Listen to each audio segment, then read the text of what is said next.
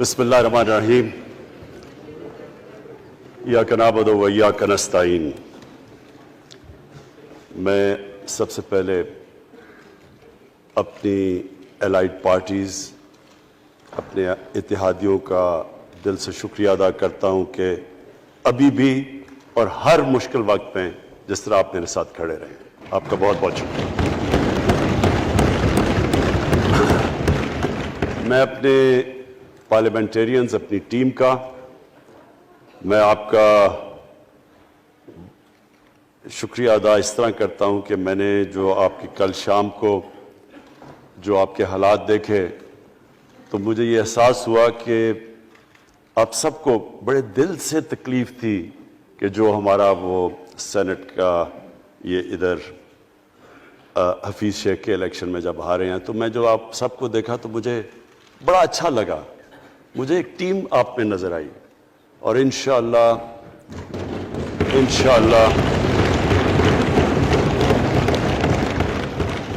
یہ ہماری ٹیم مضبوط ہوتی جائے گی، کیونکہ دیکھیں اللہ کہتا ہے کہ میں تمہارے ایمان کو بار بار آزماؤں گا۔ اللہ قرآن شریف میں ہمیں کہتا ہے۔ وہ کیوں کہتا ہے؟ وہ آپ کے ایمان کو آزماتا ہے مضبوط کرنے کے لیے۔ جب آپ ایک مشکل وقت سے نکلتے ہیں آپ اور مضبوط ہو جاتے ہیں۔ اللہ نے ایک انسان کو ایک ایسا چیز، ایک ایسا اس کا جو سب سے بڑی جو اس کی مخلوق ہے، اشرف المخلوقات، اس کو جو اللہ نے بنایا ہے، اس کے اندر اس نے ایک کنڈیشن لگا دی ہے کہ اگر آپ نے بڑا انسان بننا ہے تو مشکل وقت کا سامنا کرو، ریزسٹنس کے ساتھ جاؤ۔ جسم ہمارا یہ ہے، جسم کو ہم بھاری ویٹ اٹھاتے ہیں، جسم تکڑا ہو جاتا ہے۔ ذہن کو جتنا ہم آزمائیں گے اور آزمائشوں میں ڈالیں گے، سب سے بڑا جو پاور ہاؤس ہے وہ ہمارا ذہن ہے، وہ اور تکڑا ہو جاتا ہے، انسان تکڑا ہو جاتا ہے۔ پارٹی بھی تب تکڑی ہوتی ہے جب وہ مشکل وقت سے نکلتی ہے۔ آپ نے کسی کو تباہ کرنا ہے تو اس کو آرام کی زندگی دے دو، وہ تباہ ہو جاتا ہے، ڈکے کر جاتا ہے انسان۔ تو میں اپنی پارٹی کو آج خراج تحسین پیش کرتا ہوں کہ آپ اس مشکل وقت سے نکلے۔ بڑے مجھے انڈیویجول ایم این ایز کا پتہ ہے کہ انہوں نے کتنی کوشش کی یہاں پہنچنے کے لیے، آج اس ووٹ کے لیے، تو میں اور مجھے کئیوں کی طبیعت بھی ٹھیک نہیں تھی، تو میں آپ سب کا آج شکریہ ادا کرتا ہوں۔ آج میں اپنی پارلیمنٹری پارٹی کے ساتھ بھی، اور جو میری عوام آج یہ دیکھ رہی ہے، میں اس کے سامنے جو بات رکھنا چاہتا ہوں وہ یہ کہ دیکھیں ہمیں یہ کبھی بھولنا نہیں چاہیے کہ یہ پاکستان کیوں بنا تھا۔ وہ ایک انگریزی کا ایک فریز ہے کہ نیشنز وداؤٹ اے ویژن ڈائی۔ قوم کا جب اپنا مقصد اپنے نظریے سے پیچھے ہٹتی ہے مر جاتی ہے قوم۔ قوم کسی مقصد کے لیے بنتی ہے۔ ہم اپنے وہ جب تک وہ پتہ نہیں ہم اپنے بچوں کو نہیں بتائیں گے، خود ہم جو آج لیڈرشپ ہے، میرا غلطی سے ہاتھ ادھر چلا گیا، ادھر کی لیڈرشپ میں کہہ رہا ہوں، جو ہماری لیڈرشپ ہے اس کو پتہ ہونا چاہیے کہ یہ بہت بڑا عظیم خواب تھا پاکستان کا۔ علامہ اقبال کو نہیں پتا تھا کہ اگر پاکستان بنے گا تو آج جس طرح ہمارے 20 کروڑ مسلمان ہندوستان میں رہ جائیں گے تو وہ تو سارے پاکستان میں نہیں آ سکتے تھے۔ تو علامہ اقبال کا کیا وجہ تھی پاکستان خواب دیکھنے کی؟ ان کی وجہ یہ تھی کہ ہم نے ایک دنیا کو مثال دینی تھی، کہ اصل میں ایک ماڈل بنانا تھا کہ اصل میں ایک اسلامی ریاست کیا ہوتی ہے۔ اور وہ بیس کس کے اوپر کر رہے تھے پاکستان کی اسلامی فلاحی ریاست جو ہماری آبجیکٹو ریزولوشن میں ہے؟ نبی صلی اللہ علیہ وسلم کی مدینہ کی ریاست، جو ان کی سنت تھی، جو دنیا کی تاریخ کی پہلی فلاحی ریاست بنی تھی، جس میں بہت بڑے بڑے ماڈرن جو آج کے پرنسپلز، وہ پرنسپلز طے کیے گئے تھے. وہ ریاست بنی تھی، اور وہ ریاست ایک ماڈل ایسا تھا کہ اس کے بعد ایک جن کو کوئی جانتا ہی نہیں تھا، ایک قوم، ایک عرب قبیلوں میں تقسیم ہوئی قوم جس کی حیثیت ہی کوئی نہیں تھی، ان اصولوں کے اوپر چلتے ہوئے یہ دنیا کی تاریخ کا معجزہ ہے جو ہوا اس کے بعد. یہ میں نے شفقت محمود کو کہا بھی ہے کہ ہمارے بچوں کو ہر سکول، چاہے وہ انگلش میڈیم، چاہے اردو میڈیم، چاہے دینی مدرسے، سب کو 8، 7، 8 اور 9 کلاسز میں باقاعدہ سبجیکٹ پڑھائیں کہ نبی صلی اللہ علیہ وسلم کی جو زندگی تھی اور جو مدینہ میں کیا وہ کیا تھی.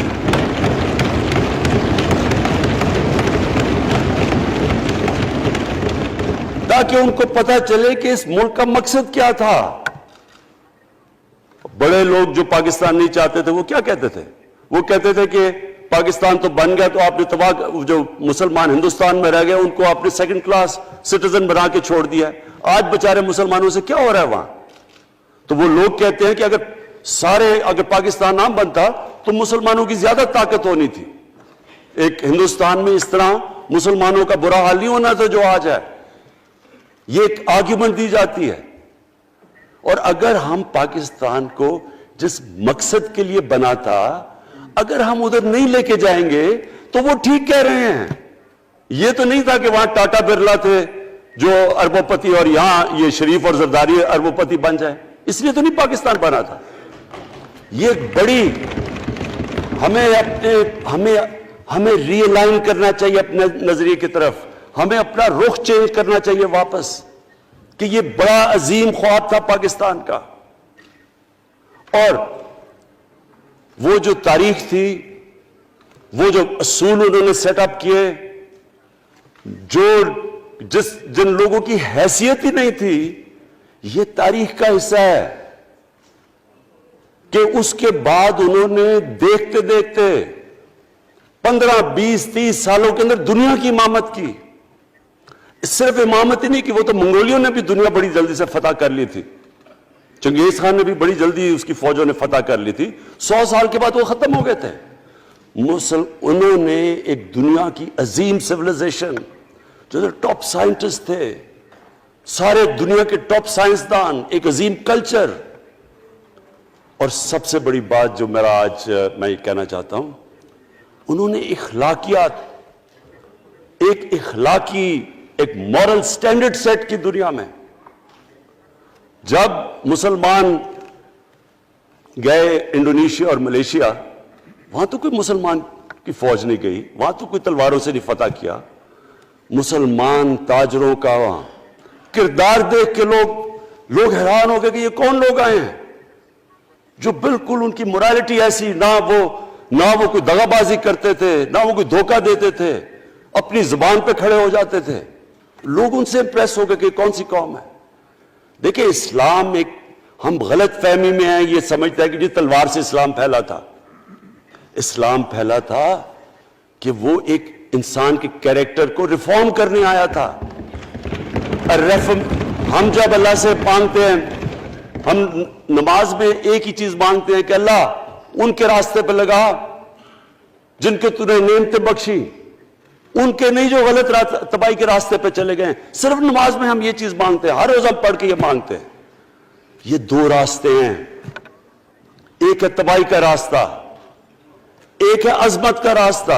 نعمتیں کس کو بخشی؟ اللہ کے پیغمبروں کو. اور جو دنیا کا سب سے عظیم انسان، جو دنیا کا سب سے عظیم لیڈر، جس کو اللہ نے سب سے زیادہ نعمتیں بخشی، ہمارے نبی صلی اللہ علیہ وسلم. نہ کبھی اس طرح کا انسان آیا، نہ کبھی آ سکتا ہے. تو ہمیں راستہ بتایا کہ ایک ان کا راستہ ہے اور ایک دوسرا راستہ ہے، تباہی کا راستہ ہے. اور وہ جو ان کے راستے پہ چلتا گیا وہ ایک عظیم انسان بنتا گیا. ایک کتاب ہے، میں اپنے لوگوں کو ریکمینڈ بھی کرتا ہوں، کہ دی عرب کانکویسٹ، وہ پڑھنے والی کتاب ہے. اس میں بتاتے ہیں کہ جب مسلمان ایک دم دیکھتے دیکھتے دنیا میں پھیل گئے تو کوئی ایک آدمی نہیں تھا. ایک تو بڑے عظیم سپہ سالار تھا خالد بن ولید، لیکن وہ جو بھی بنتا تھا وہ جنرل عظیم بن جاتا تھا. وہ اس کتاب کے اندر لکھی انگریز نے ہے. وہ کہتا ہے اس کی کوئی ایکسپلینیشن نہیں ہے کہ یہ کیسے ساری دنیا پہ چھا گئے. نہ ان کے پاس کوئی لیٹسٹ ویپنز تھے، ایک طرف رومنز تھے، دوسری طرف پرشینز تھے، وہ تو سپر پاورز تھے، ہتھیار تو ان کے پاس تھے. نہ ان کے پاس ہتھیار، نمبرز میں بھی وہ زیادہ تھے، ان کی فوجیں بھی زیادہ تھیں، لیکن وہ ساری دنیا پہ پھیل گئے اور ایک ایسا سویلائزیشن بنا کہ زیادہ تر تو مسلمان نہیں تھے، وہ بھی ان کو مانتے تھے، کیونکہ ان کی اخلاقیات، ان کا عدل اور انصاف کا نظام، ان کا کیریکٹر، اس کی وجہ سے لوگ آئے ہیں. یہاں جو ہندوستان میں اسلام پھیلا ہے، یہ ہمارے جو بڑے بڑے بزرگ تھے، داتا صاحب، بلے شاہ، نظام الدین اولیاء اور بابا فرید، یہ لوگ تھے. ان کو لوگ دیکھ کے، ان کے کردار سے، ان کے انٹلیکٹ، انسانیت سے لوگ مسلمان ہوئے. تو ہم آج، میں جو یہ سینٹ الیکشن ہوا ہے، میں اپنی قوم کو یہاں، یعنی مجھے شرمندگی ہوتی ہے اسپیکر صاحب کہ ہم وہ خواب اور کدھر بکرا منڈی بنی ہوئی ہے ایک لوگوں کو خریدنے کے لیے سب کے سامنے. یعنی ہمیں ایک مہینے سے پتا تھا کہ پیسہ جمع کیا جا رہا ہے اس سینٹ الیکشن میں، اور مجھے حیرت ہوئی کہ الیکشن کمیشن کہتا ہے کہ جی یہ تو پتہ نہیں کوئی ہم آزاد انسٹیٹیوشن ہے یا میں ان کی کوئی آزادی کے اوپر لے رہا تھا، یا جی بڑا زبردست الیکشن. اچھا کہتے جی بڑا اچھا الیکشن کروایا. یہ مجھے اور اس سے تو مجھے اور صدمہ ہوا ہے کہ اگر یہ الیکشن اچھا آپ نے کروایا ہے تو پتہ نہیں برا الیکشن کیا ہوتا ہے.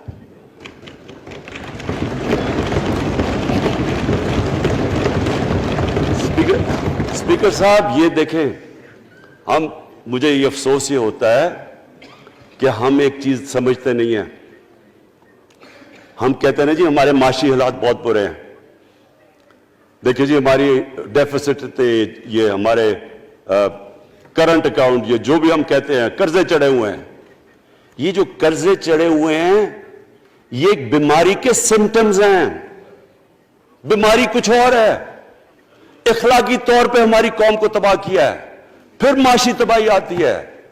آج مجھے ایک ملک کا بتا دیں جس کی اخلاقیات اوپر ہو، جن کے مورل سٹینڈرڈز اوپر ہوں اور وہ غریب ہو. ایک ملک مجھے بتا دیں، اور کوئی ملک مجھے بتا دیں جتنا مرضی پیسہ ہو، وسائل ہو، سب کچھ ہو، لیکن وہاں کی بھی جو لیڈرشپ کرپٹ ہو، وہ مجھے بتا دیں کہ اس میں خوشحالی ہو. دیکھیں یہ ساتھ ساتھ جاتا ہے. اس وقت کیا ہوا تھا مدینہ کی ریاست میں؟ کیا انہیں کوئی سونا تیل مل گیا تھا؟ کیا ہوا تھا؟ کوئی ان کے پاس کوئی پیسے آ گئے تھے؟ کیسے وہ اوپر اٹھ گئے تھے؟ کوئی انہوں نے قرضے لیے تھے؟ کس طرح اٹھے تھے اوپر؟ دنیا کے عظیم لیڈر نے ان کی اخلاقیات اٹھا دی تھی. صادق اور امین،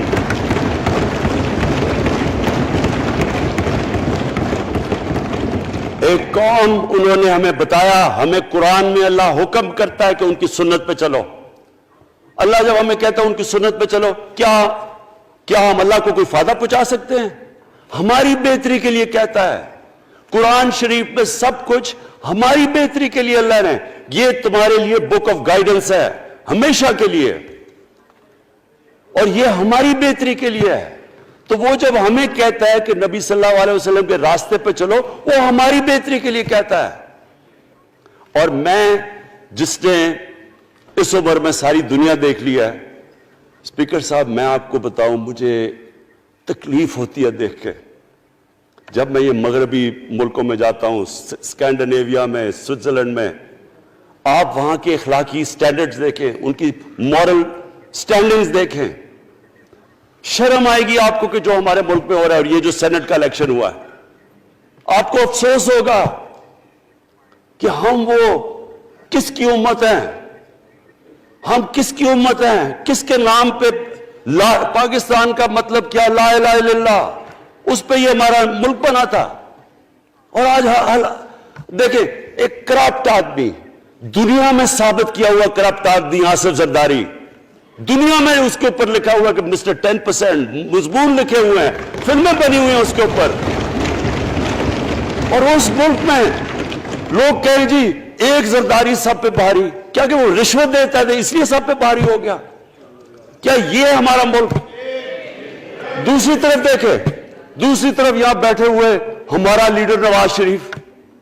اور نواز شریف ایک ڈاکو، ملک کو 30 سال سے لوٹ کے ملک سے باہر بھاگا ہوا ہے، جھوٹ بول کے باہر بھاگا ہوا ہے. سارے ملک کے سامنے ہمیں کیبنٹ میں ہم نے 6 گھنٹے میں بتایا جی اس کو یہ بھی بیماری ہے، اس کو یہ بھی بیماری ہے، اس کو یہ بھی بیماری ہے، وہ شاید وہ جہاز پہ بھی نہ چڑھ سکے، وہ شاید مر جائے گا. شیرین کے آنسو آ گئے کیبنٹ میں، اور شیرین کے آنسو آنے آسان کام نہیں ہے اسپیکر صاحب. تو ہم نے اس کو وہاں جیسے وہ جہاز پہ چڑھا، جیسے وہاں گیا وہ ایک دم ہی تبدیل. اور آج وہاں جا کے تقریریں کر رہا ہے، وہاں بیٹھ کے سکیمیں کر رہا ہے، وہاں بیٹھ کے پلاننگ کر کے جی اسے اتنا پیسہ دو، ادھر پیسہ کھلاؤ. ساری ان کی ایک کوشش ہے جب سے ہم 2.5 سال سے حکومت آئی ہے، یہ سارے بڑے بڑے ڈاکو اکٹھے ہو کے یہ سمجھ رہے ہیں کہ عمران خان کو کرسی کا اتنا شوق ہے کہ اس کے اوپر اتنا پریشر ڈالو کہ یہ جی ہمیں جس طرح جنرل مشرف نے NRO دیا تھا یہ بھی دے دے گا. جنرل مشرف، فوج اس کے نیچے، عدلیہ اس کے کنٹرول میں ساری. میں کیونکہ میں ادھر ممبر پارلیمنٹ تھا تب، اپوزیشن نہ ہونے کے برابر. جو اپوزیشن کے اندر جو مین آدمی تھا فضل الرحمان، وہ اس کے ساتھ ملا ہوا تھا، وہ 2 نمبر ہمیشہ سے تھا. رائٹ.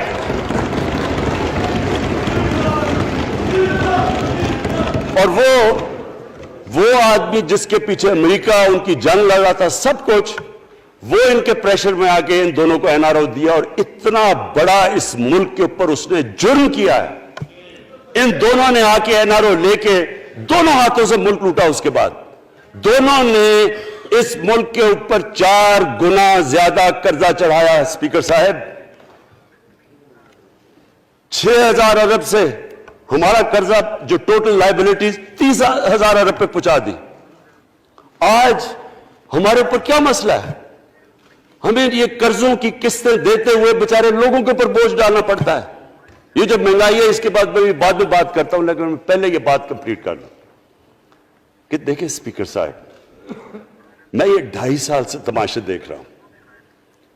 یہاں پہلے دن پرائم منسٹر بن کے پرائم منسٹر تقریر کرنے جا رہا ہے، کھڑے ہو کے تقریر نہیں کرنے دی.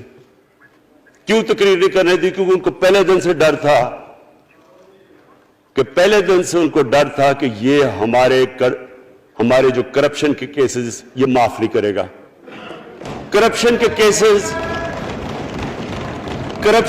کیسز ہم نے نہیں بنائے تھے اسپیکر صاحب، یہ سارے ان کے دور کے کیسز بنے ہوئے ان کے اوپر. آپس میں تو ان کا مکا تھا، اپنا نیب کا چیئرمین آپس میں مل کے کیسز ان کے بند کر رہا ہے. عدلیہ اس وقت کی عدلیہ وہ ان کے ہاتھ میں تھی، ان کو تو مسئلہ ہی کوئی نہیں تھا. وہاں $60 ملین آصف زرداری کا سوئٹزرلینڈ میں پڑا ہوا ہے. وہ جج کہہ رہا ہے کہ واپس لے کے آؤ. وہ یوسف رضا گیلانی جو یہاں سے سینیٹر بنا ہے، وہ پاکستان کا $60 ملین پڑا ہوا ہے سوئٹزرلینڈ میں. وہ جج کہہ رہا ہے کہ واپس لے کے آؤ. وہ کہتے نہیں جی میں نہیں خط لکھتا. بھئی آپ کے باپ کا پیسہ تھا، پاکستانی قوم کا پیسہ تھا. اس کے اوپر وہ ڈسکوالیفائی ہو جاتا ہے. وہ ایسے پھر ہے جس طرح نیلسن منڈیلا کہیں ڈسکوالیفائی ہو گیا. اسپیکر صاحب میں یہ چیزیں آپ کو اس لیے بتا رہا ہوں، میں تو ان کو 30 سال سے جانتا ہوں. دیکھیں جب تک ہم اس ملک میں اپنی اخلاقیات ٹھیک نہیں کریں گے، مورل سٹینڈرڈز ٹھیک نہیں کریں گے، جب اس طرح کے الیکشن ہوں گے کہ کھل کے پیسہ چل رہا ہے اور ہم کہیں گے نہیں جی وہ پٹواری کیوں پیسے لیتا ہے، تو وہ تھانے دار کیوں پیسے لیتا ہے، وہ سرکاری نوکر، وہ تو بیچارہ جو نچلا طبقہ ہے وہ تو واقعی جس طرح شیخ رشید نے کہا ہے مہنگائی جو بڑی ہے بیچارے لوگوں کی تنخواہ میں گزارا نہیں ہو رہا. ان کو ہم کہہ رہے ہیں کہ آپ بالکل ایماندار بنے اور یہ جن کا اتنا ان کے پاس پیسہ ہے اسپیکر صاحب، میں آپ کو یقین سے کہتا ہوں ان کو خود نہیں پتا کہ ان کا کتنا پیسہ باہر پڑا ہے۔ اتنا 30 سال سے چوری کر رہے ہیں یہ پیسہ، اور 30 سال سے پیسہ چوری کر کے اب ان کی کوشش یہ ہے کہ عمران خان کے اوپر پریشر ڈالو سارے چور مل کے کہ جی کبھی ہم گورنمنٹ گرا دیں گے، کبھی ہم وہ نکلاتے ہیں۔ آپ سوچیں فیٹف کے اوپر، اب فیٹف ہماری وجہ سے تو نہیں فیٹف پہ ہم گرے لسٹ میں آئے، یہ تو نون لیگ کے دور میں گرے لسٹ میں آئے ہیں۔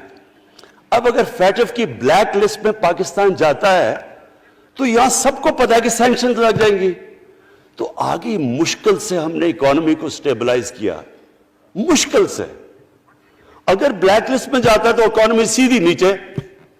آج جو لوگوں کو مشکل پڑی ہوئی ہے، اور مشکل پڑی ہوئی ہے ہمارے لوگوں کو مہنگائی کی، اس کی وجہ یہ ہے کہ ہمارا روپیہ جو تھا تقریباً 107 روپے کا، آج 160 روپے کا۔ تو جب روپیہ گرتا ہے تو ساری چیزیں باہر سے مہنگی ہو جاتی ہیں، پٹرول، ڈیزل، بجلی۔ اب بجلی کی آدھی بجلی ان سے باقی ڈالر کانٹریکٹس کے اوپر بجلی کے کانٹریکٹ سائن کیے ہوئے ہیں، وہ سب کچھ باہر سے، دالیں مہنگی، جو چیز باہر سے امپورٹ کرتے ہیں، گھی مہنگا، ساری چیزیں مہنگی ہو جاتی ہیں۔ تو یہ سوچ لیں کہ اگر ہمارے اوپر سینکشنز لگ جائیں، اگر ہمارے اوپر فیٹف کی سینکشنز لگ جاتی تو یہ تو آپ تو سوچ ہی نہیں سکتے کہ یہ ملک میں کیا حال ہونا تھا۔ تو ہم اپنے ملک کے لیے فیٹف کی ریکوائرمنٹ پر لیجسلیشن کروا رہے ہیں، اور انہوں نے جناب اتنا بڑا وہ ذرا پکڑا، اتنا بڑا وہ لا دیا جی، اتنا بڑا جی، یہ 34 شکیں چینج کر دیں نیب میں۔ اب نیب کا فیٹف سے کیا تعلق ہے؟ انہوں نے سمجھا کیا عمران خان قابو آ گیا، اب تو یہ ڈر کے فیٹف کی بلیک لسٹ سے اب تو جناب ہمیں یہ 34 شکیں سائن کر کے تو نیب کو ختم کر دے گا۔ مطلب یہ کہ صرف ان کی چوری کے کیسز ختم ہو جائے، بس ون پوائنٹ ایجنڈا ان کا۔ اور میں نے آپ کو پہلے دن یہاں سے کہا تھا، پہلے دن یہاں کھڑے ہو کے میں نے کہا تھا کہ ان کا صرف ون پوائنٹ ایجنڈا، میں ان کو جانتا ہوں، میں ان کو جانتا ہوں، جب یہ سارے اپوزیشن میں میرے ساتھ تھے، ان کا صرف ایک خوف ہے کہ یہ این آر او نہیں دے گا، لہٰذا اس کو اتنا بلیک میل کرو، اور اب فیٹف کے اوپر تو یہ پھنس گیا ہے تو اب اس سے لے لو، اس سے کنسیشن لے لو تاکہ نیب ختم ہو جائے۔ اب سوچیں کیا ان کو ملک کا فکر ہے؟ کیا ان کو نہیں پتا تھا کہ کیا ہونا ہے اگر فیٹف کی بلیک لسٹ پہ چلے جاتے ہیں؟ اس کے بعد انہوں نے جلسے کرنے کی کوشش کی، بڑا جی پبلک نکالیں گے ہم، مینار پاکستان کے اندر جلسہ۔ مینار پاکستان کا یہ جانتے نہیں، دیکھیں ان کے بھی آگئے ایک شہزادہ ایک شہزادی جنہوں نے زندگی میں کبھی کام کیا نہیں ہے، نہ ان کو پتہ ہے کہ سٹرگل ہوتی کیا ہے۔ جناب مینار پاکستان خود ہی اخباروں کے اندر اپنے آپ کو پیسے خرچ کر کے اخباروں میں ذرا نمایاں کر کے جناب انہوں نے مینار پاکستان میں جلسہ کر لیا۔ اب میں تو جانتا ہوں مینار پاکستان، اور میں تو اپنے لاہور کو بھی جانتا ہوں، میں تو اپنے لاہور شہر کو بھی جانتا ہوں۔ وہ لاہور شہر ملک کا کوئی پیسہ چوری کیا ہو اس کے خلاف تو نکلائے گا، لیکن بڑے بڑے ڈاکو اگر وہ سمجھ رہے ہیں کہ اپنی چوری بچانے کے لیے لاہور شہر کو نکالیں گے تو وہی ہوا جو ان کے ساتھ مینار پاکستان میں ہوا۔ اب آ کے جو ڈاکٹر فہمیدہ مرزا نے بڑا اچھا آپ کو ایکسپلین کیا، انہوں نے بتایا کہ یہ کیوں ضروری تھا اوپن بیلٹ۔ انہوں نے بتایا کہ الیکشن کمیشن کی تو ریکوائرمنٹ ہے کہ آنسٹ ہو، فری اور فیئر الیکشن ہو۔ تو انہوں نے 2008 میں چارٹر آف ڈیموکریسی میں کہا ہوا کہ جی اوپن بیلٹ ہونی چاہیے، دونوں پارٹیز نے۔ اور اس کے بعد ایک دم وہاں سے دونوں سب ادھر سے بھاگ کے اور کہتے نہیں جی خفیہ بیلٹ ہونی چاہیے۔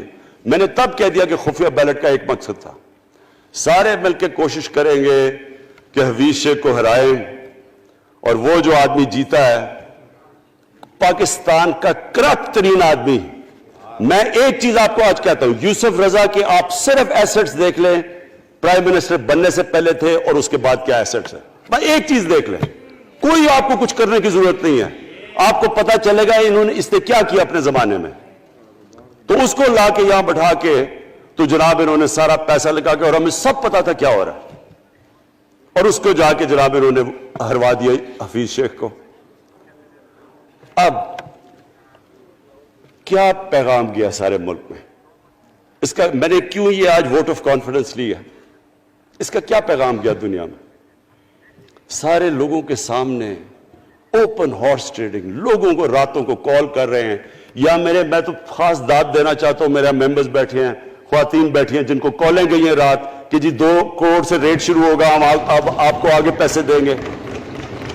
ان کو ساروں کو پیسے آفر کر رہے ہیں.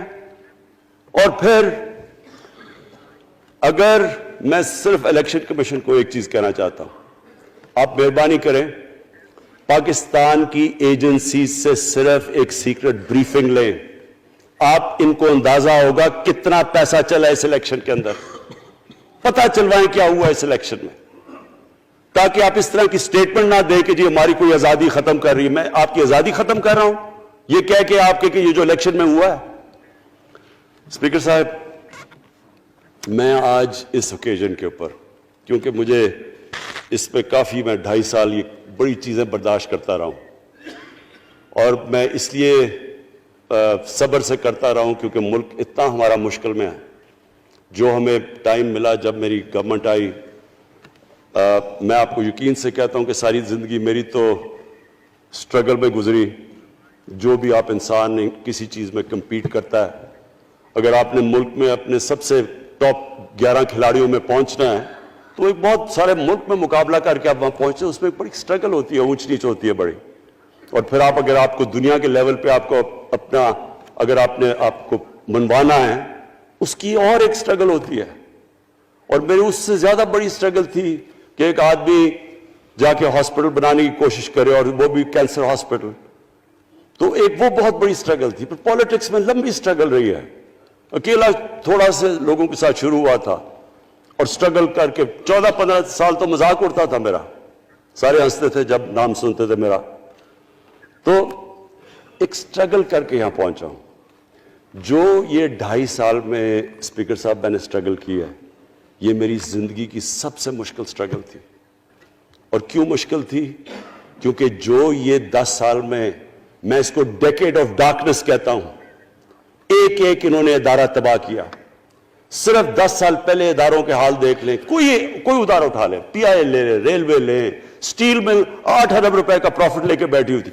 8 ارب روپیہ سٹیل مل میں پروفٹ تھا جب تک کہ زرداری نے ہاتھ نہیں مارا اس کو. اپنا وہ ریاض لال جی فرنٹ مین رکھ کے ہمارے سامنے, میرے پاس آئے لوگ چیمبر والے, انہوں نے کہا جی یہ سٹیل مل سستی بلٹس اس کو بھیجا, اس کے تھرو پیسے دے رہا ہے. وہ سٹیل مل آج بند پڑی ہے. ایک ایک ادارہ انہوں نے تباہ کیا, بھرتیاں کی لوگوں کی. وہ ادارے اتنے بڑے بڑے ہو گئے ہیں کہ وہاں پینشنز ہی اتنی آ گئی ہے کہ کچھ بچتا نہیں ہے سیلریز اور پینشن کے بعد کے ادارے کو ٹھیک کر سکے. ایک ایک ادارہ تباہ کیا. ملک کا سب سے بڑا جو کرنٹ اکاؤنٹ ڈیفیسٹ, جس کے اوپر سارا پریشر پڑتا ہے, اگر آپ کا کرنٹ اکاؤنٹ یعنی کہ ڈالر زیادہ ملک سے باہر جا رہے ہیں اور کم اندر آ رہے ہیں تو پریشر روپے پہ پڑتا ہے, وہ گر جاتا ہے. تو وہ میں آپ کو بتا, جب روپیہ گرتا ہے تو غربت پھیل جاتی ہے ملک میں. تو سب سے بڑا current account deficit, fiscal deficits جو کہ آپ کی آمدنی اور خرچے, وہ بڑا ڈیفیسٹ. سارے ادارے خسارے میں.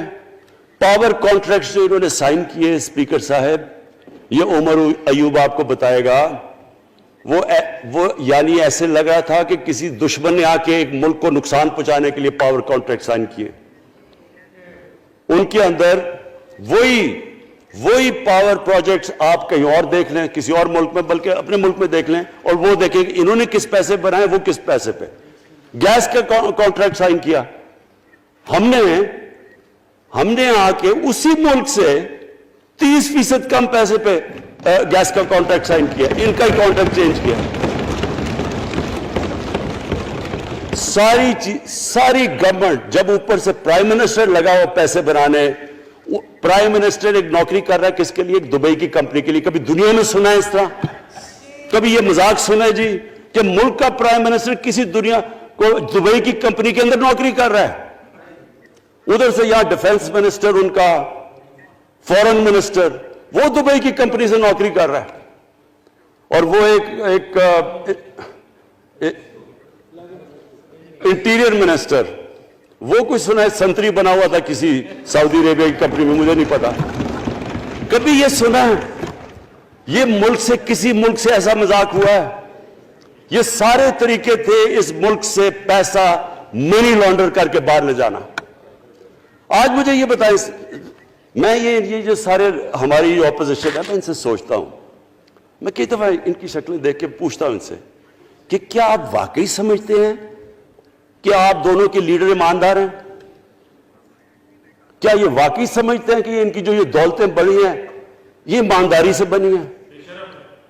یعنی کیا ان کو کوئی ملک کی فکر نہیں ہے کہ یہاں کا پیسہ، کیا ان کے بیٹے ہیں؟ میں مجھے یہ بتائیں، 3 دفعہ ملک کا پرائم منسٹر، اس کے دونوں بیٹے باہر بیٹھے ہوئے ہیں، میں لندن کو جانتا ہوں اسپیکر صاحب، وہ اربوں اربوں روپے کی پراپرٹی ہے، وہاں کے بڑے بڑے رئیس ان ایریاز میں نہیں رہ سکتے جدھر ان کے 2 بیٹے رہ رہے ہیں۔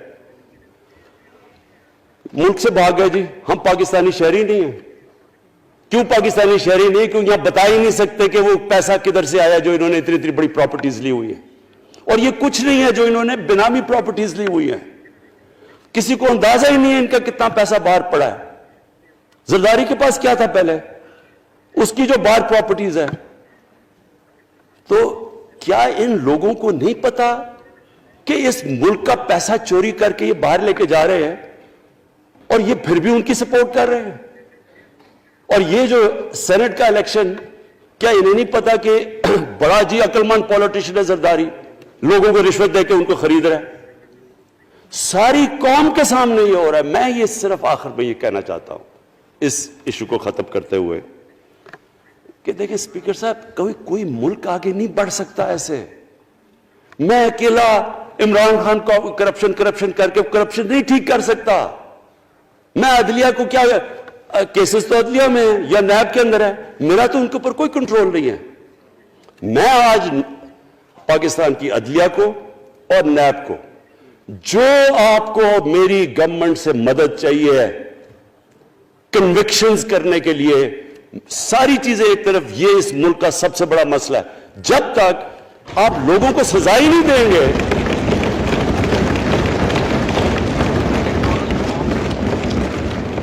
جب تک لوگوں کو سزا ہی نہیں ملیں گی، دیکھیں جی کسی معاشرے میں جب سزا اور جزا ہی نہیں ہے، صرف غریب آدمی جیل میں جائے، طاقتور جلسے کرنے شروع ہو جائے کہ جی مجھے این آر او دو، وہ نیب کے عدالت سے نکلتے ہیں، پھول پھینک رہے ہیں ان کے اوپر، اربوں روپے کی چوری کی ہوئی ہے انہوں نے۔ وہ تو اسپیکر صاحب، میں ایک معاشرہ کرپشن کے خلاف لڑتا ہے۔ آپ جتنے مرضی قانون بنا دیں، وہ کرپشن کے خلاف، وہ کرپشن نہیں ختم کر سکتے۔ معاشرہ فیصلہ کرتا ہے کہ ہم نے اس ملک میں کرپشن نہیں ہونے دینی۔ معاشرے کی اخلاقیات ایسی ہونی چاہیے کہ جو کرپٹ آدمی ہو وہ کبھی اس کی شکل نہ دکھا سکے پبلک کے اندر۔ جو میڈیا کا رول ہے، میں اپنے میڈیا والوں کو بھی کہنا چاہتا ہوں، جو اسحاق ڈار سے کیا تھا ہارڈ ٹاک میں اسٹیون سیکر نے، وہ ہر جگہ یہ ہوگا۔ آپ جب بھی کسی بھی مغربی معاشرے میں کسی نے پبلک کا پیسہ چوری کیا، اس کی جرات نہیں ہوگی ٹی وی پہ جانے کے لیے۔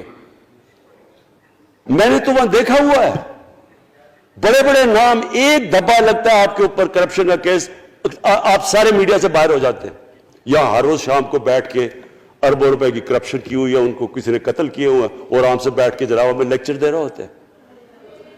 اسپیکر صاحب، معاشرہ لڑتا ہے، اس کے اندر ہمیں سب کو مل کے اپنے ملک کو اگر بچانا ہے، معاشی طور پہ بھی بچانا ہے، پہلے ہمیں اپنے اخلاقی سٹینڈرڈز ٹھیک کرنے پڑیں گے، سارے ملک کو مل کے لڑنا پڑے گا۔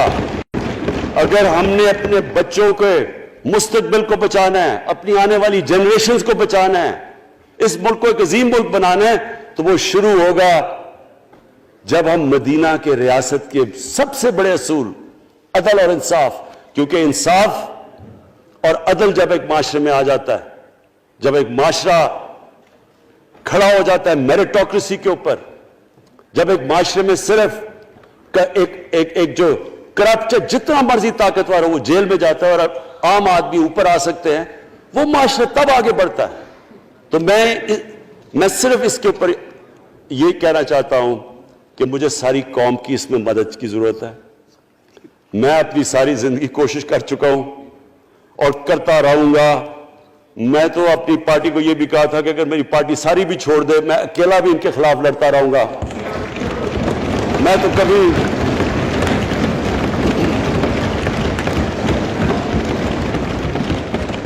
اسپیکر صاحب آخری گیند تک لڑنے والا کیپٹن تھا. آخری گیند تک لڑوں گا, وہ تو کبھی میں ہار مانوں گا نہیں. لیکن یہ وقت آ گیا ہے کہ ملک کو اپنے آپ کو بچانا ہے. آنے والی جنریشنز کو ہم نے بچانا ہے.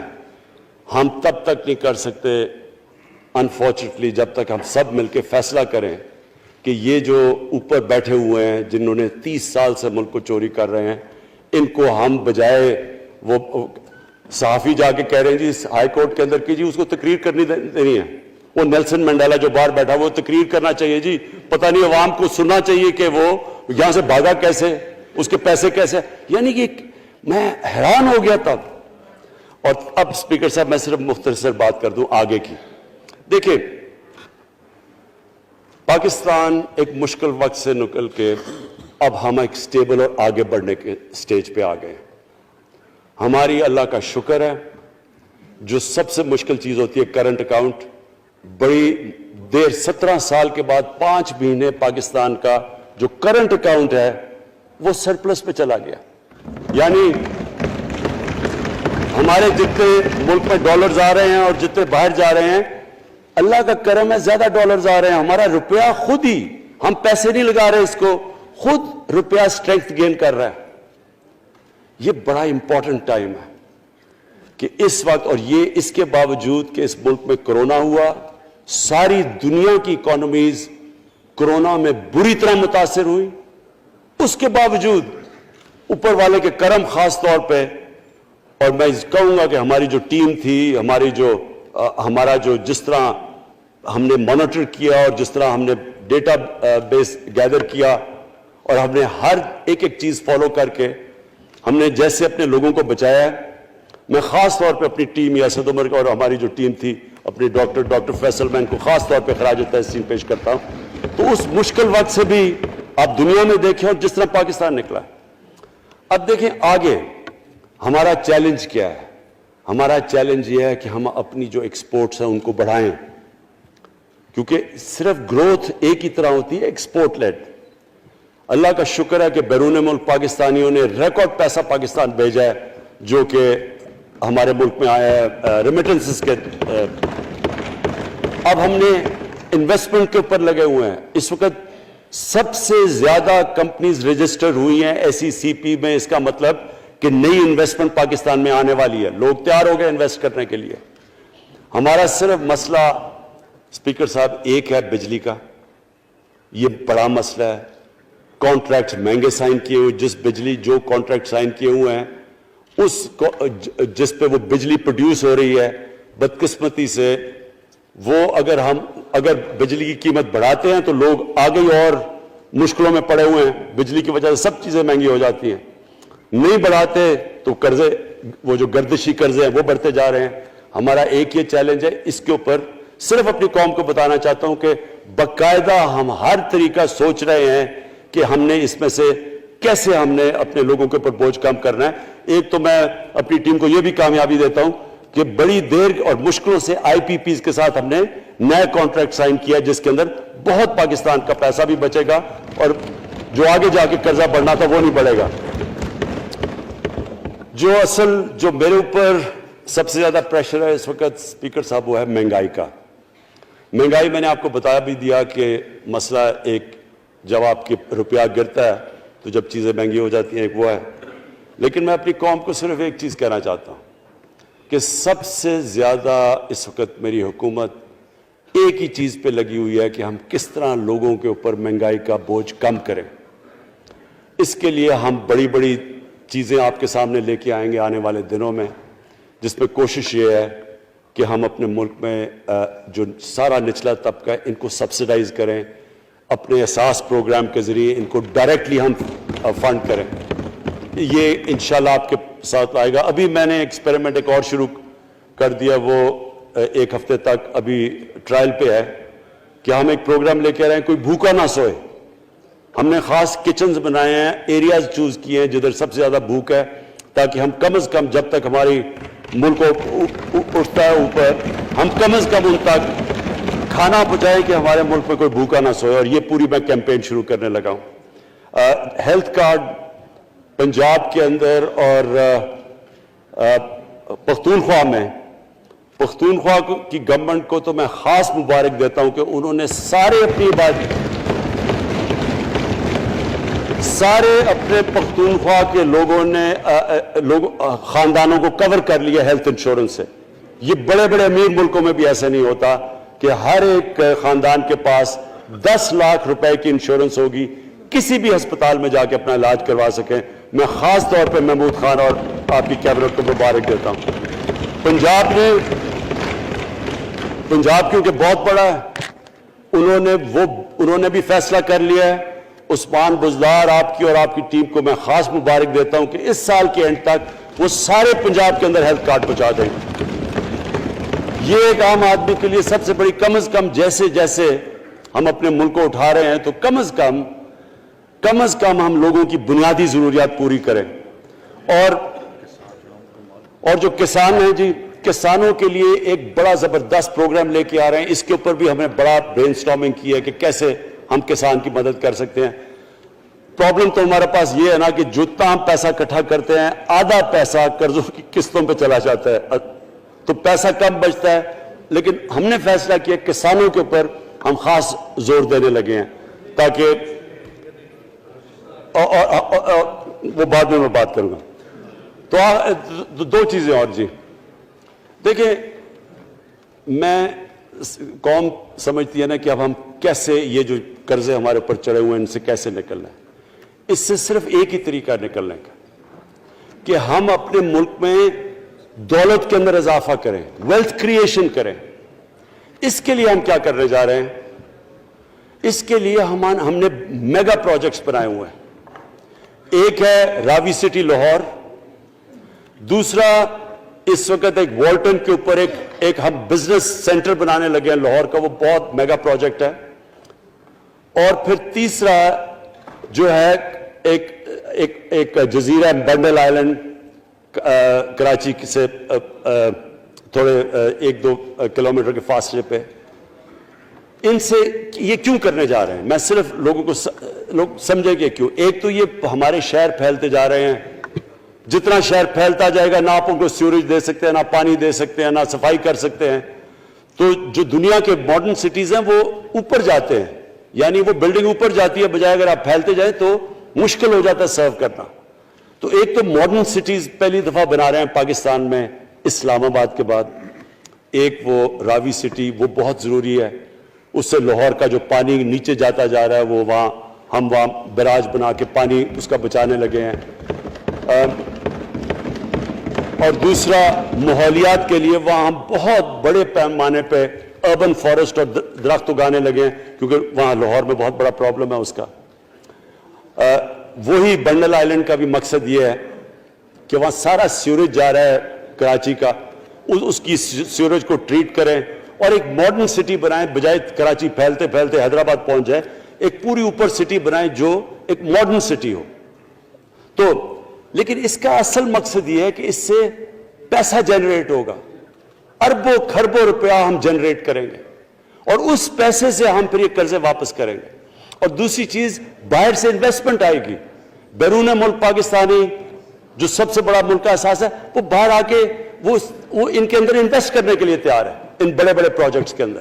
اور جیسے فورن ایکسچینج آئے گا ہمارے ریزروز بڑے ہوں گے, ہمارا روپیہ سٹیبل ہوگا, اور اس سے جو ویلتھ کریشن ہوگی اس سے ہم پھر اپنے قرضے واپس کریں گے. اس کے علاوہ 50 سال کے بعد 2 بڑی ڈیمز بن رہی ہیں پاکستان کی تاریخ میں. صرف 2 بڑی ڈیمز تھیں, اب یہ 2 اور بادشاہ ڈیم اور ممن ڈیم بنا رہے ہیں. لیکن مجھے جو آخر میں بات کہنی ہے اسپیکر صاحب وہ یہ کہ پاکستان کو آگے بڑھنے سے کوئی نہیں روک سکتا انشاءاللہ.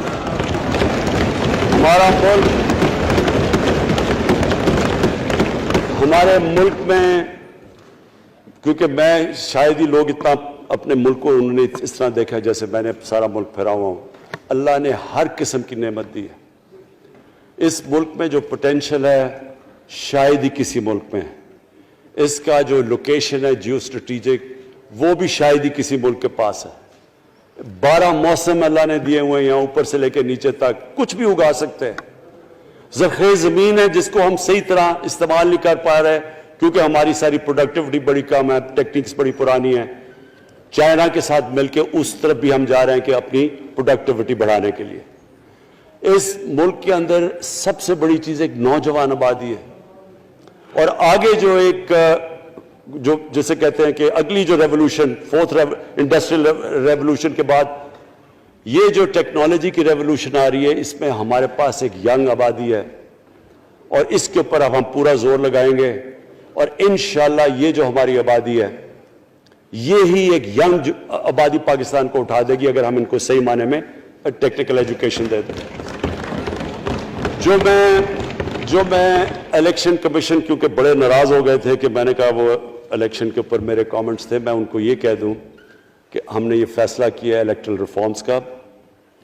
ہم اب ٹیکنالوجی کے اوپر وہ جو EVM مشینز ہیں, الیکٹرانک مشینز لے کے آئیں گے.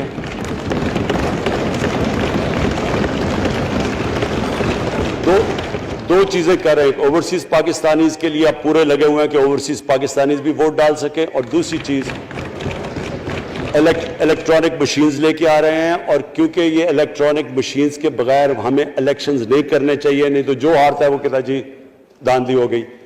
ہم نے اس طرح کا سسٹم لے کے آ رہے ہیں کہ امریکہ کے اندر جب ڈونلڈ ٹرمپ نے کہا کہ الیکشن میں داندلی ہوئی ہے, سارے انہوں نے جب الیکشن کھولا تو ایک بھی وہ نہیں ثابت کر سکے داندلی ہوئی کیونکہ الیکٹرانک مشینز تھی, ان کے پاس وہ سسٹم تھا. انشاءاللہ وہ سسٹم لے کے آ رہے ہیں تاکہ ہمیشہ کے لیے آگے سے یہ چیز ختم ہو جائے کہ جو ہارا تھا وہ ہار مانے گا, جو جیتے گا وہ جیت. جس طرح کہ انشاءاللہ ہماری حکومت کرے گی, جس طرح کہ ایز کیپٹن پاکستان دنیا کی کرکٹ کی تاریخ میں پہلی دفعہ نیوٹرل امپائرز میں لے کے آیا تھا. بہت بہت شکریہ.